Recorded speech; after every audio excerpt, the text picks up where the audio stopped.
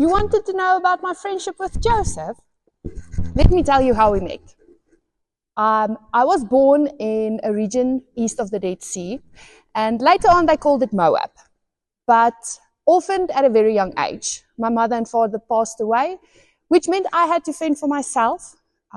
I didn't have a lot of food, and I didn't have a place to sleep, which meant slavery wasn't a bad idea at that stage. The merchants came through our town, and they picked me up, and I was taken to Egypt. It was a difficult day. However, it was a good day. Looking up through my tears, I could see this young boy. We passed through, and his family sold them to the merchants. It was very funny because it was at a cheaper price than they usually pay for a slave. However, I knew something wasn't right, and I saw his face. Joseph was really sad and scared. Joseph wasn't used to hard work, and I could see he came from a good family. And I asked him, "How are you doing?" He kept being positive. He didn't complain. I wasn't sure if this was going to last because I don't think this kid knew what lied ahead. So we went.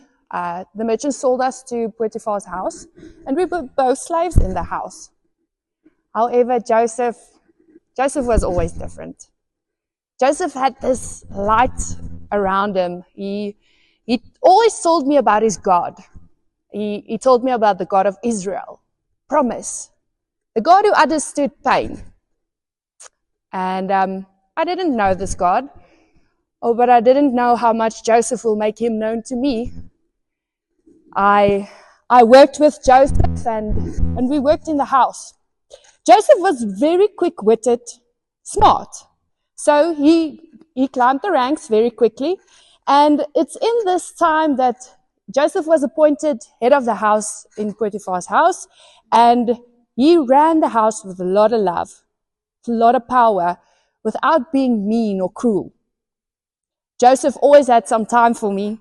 I really appreciated this about him. You see, he never felt that he didn't have an opportunity to just come and say hello. Just ask me how I'm doing. He really cared. Until one day, everything changed. Potiphar's wife, a little bit more pitched than usual, screaming, very upset. And the next moment, Joseph is dragged to the dungeon, thrown in prison just to be forgotten about. And I heard the rumors.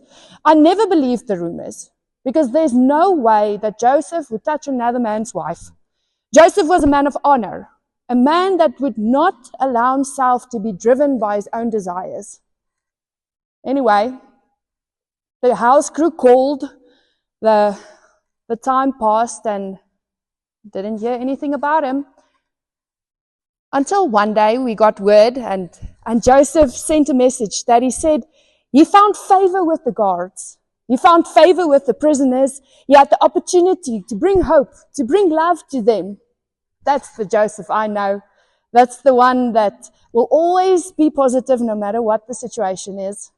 And he glorified God. He told us about how wonderful God opened the doors for him, how God gave him the opportunity to be able to do this.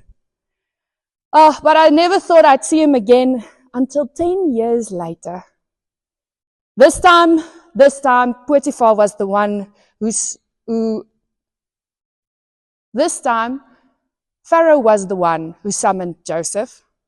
My heart dropped. I felt like I couldn't breathe. You see, he wasn't known for having a good heart. He was cruel. And I knew this meant trouble because he had dreams. He wanted somebody to interpret them. And he heard about Joseph interpreting dreams in prison. I thought to myself, Joseph, can you not keep quiet? It's the dreams that got you sold in the first place. Anyway, this is what he did. But something amazing happened in this time. It's in this time I started to pray. Because you see, God started revealing himself to me, this God of Joseph. And I knew that this God is the one that I can ask, the one that will help Joseph, if anything else. And I prayed, And God answered. God gave him the wisdom to know what was the problem. And not a moment too soon, because you see, it meant that 7 years would be a wonderful and thriving time. But it also meant that 7 years will be hit by a famine. There will be no food. So Pharaoh had the wisdom to appoint Joseph as second in charge. He even gave him his ring. It's amazing. And in this time, Joseph really helped to construct everything, to put it in place. And Joseph was the one that saved the nation. God used him to be able to predict what will be happening. And then he said that he will be able to also take care of the neighboring countries. Not a moment too soon. But in this time, Joseph started to teach me a lesson I never thought he would. You see, I could see this man was a man of God. I could see he was different, but I didn't know he will teach me about forgiveness. His brothers came. They visited because they needed food. They wanted to buy food from our country. They didn't recognize him the moment they met. Oh, but Joseph, he recognized his brothers.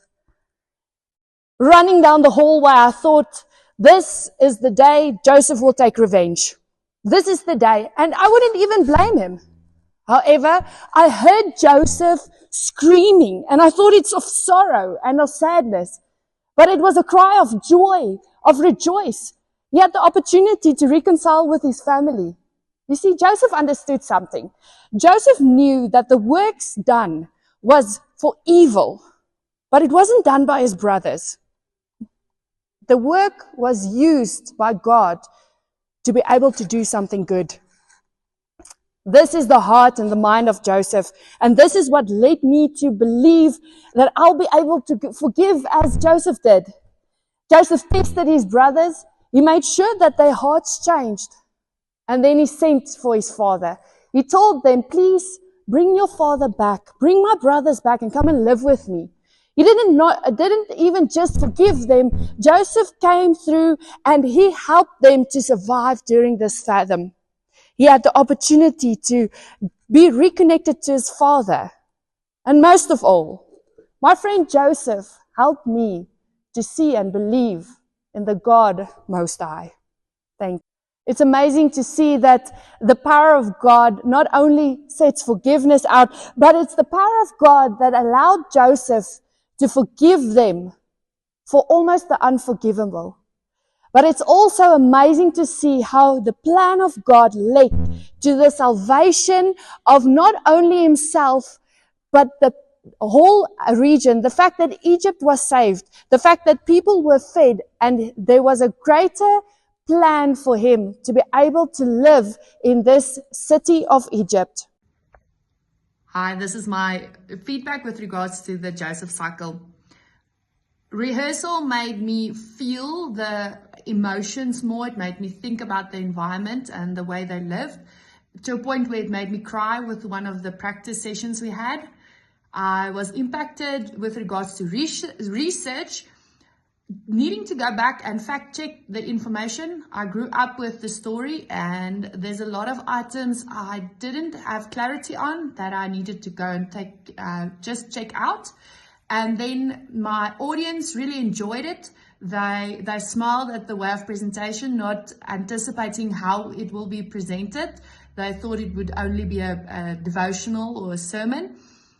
The setting was a small group, as we want to use this end of the month in one of our evening services. So I didn't want to get too many people involved. And with regards to the impact, the people definitely enjoyed it. I think it made the story a little bit different, but it made it memorable.